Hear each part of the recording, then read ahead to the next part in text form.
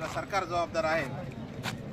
दीपक भाऊ हा लढा जो आहे गेल्या 30-40 वर्षापासूनचा लढा आहे आणि धनगर आणि धनगड हे एकच आहेत हे मुख्यमंत्र्याला माहिती आहे। याच सत्ताधाऱ्यांनी 2014 मध्ये पहिल्या कॅबिनेटच्या बैठकीमध्ये आरक्षण देऊ असं म्हटलं होतं। त्यानंतर हा विषय वारंवार झुलवत ठेवला आणि गेल्या 10 दिवसापासून मुंबई येथील आझाद मैदानावर उपोषण करत असताना दुर्दैवानं आपल्या जावयाचे हाल न पावल्यामुळं दीपक भाऊ यांचे सासरे यांनी आत्महत्या केली।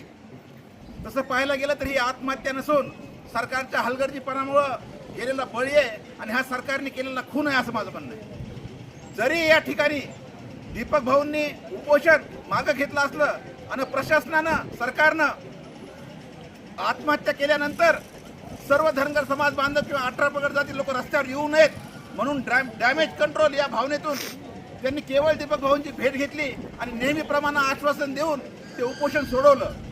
आज दीपक भाऊ हा वाघ जरी 2 पावलं मागे आला असला तरी भविष्य काळामध्ये सर्व केवळ धनगर बांधव नाही तर 18 पगड जातीचे बांधव जे आहेत ते पुन्हा मोठ्या प्रमाणात झेप घेणार आहेत। या ठिकाणचा हा रस्ता रोको जो आहे तो पूर्वी आम्ही नियोजित केला होता की दीपक भाऊ यांना पाठिंबा देण्यासाठी।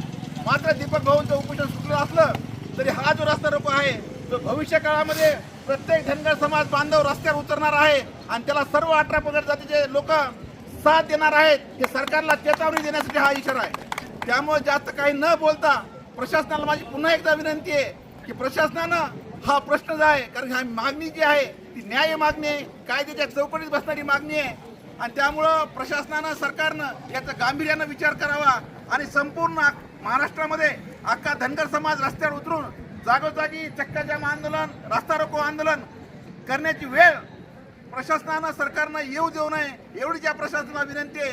आणि या ठिकाणी जे लोक थांबलेले आहेत ज्यांच्यामुळे आम्हाला त्रास ज्यांना आमच्यामुळे त्रास झालेला आहे त्या सर्व बांधवांची मी या ठिकाणी माफी मागतो। परंतु धनगर बांधवांच्या हा जिव्हाळ्याचा प्रश्न आहे, त्यांच्या लेकांच्या भविष्याचा प्रश्न आहे। या ठिकाणी पोलीस प्रशासन आलेलं आहे, त्या पोलीस प्रशासनात